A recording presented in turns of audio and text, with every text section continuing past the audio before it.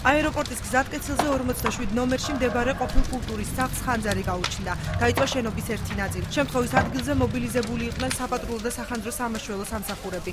სახანძრო სამაშველო სამსახურის უფროსი ხუსეინ სირაბიძე ირწმუნება, რომ გამოძახება სამსახურში 16 საათსა და 59 წუთზე შევიდა. როგორც თვითმხილველები აცხადებენ, სახანძრო სამსახური ადგილზე დროულად გამოცხადდა.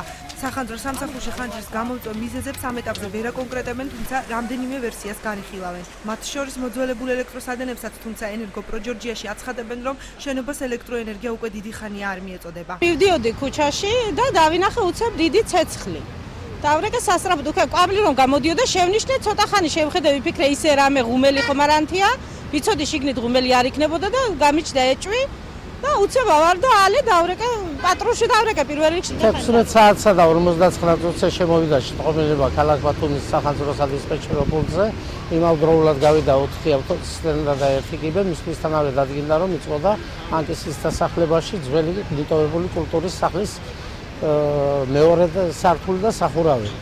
17 საათს და 1 წუთზე ხანძარი ლოკალიზებული იყო. შენობა იყო ამორტიზირებული, მიტოვებული, თუ რა გააჩნია ხანძარი, ამას მოკვლევა დაადგენს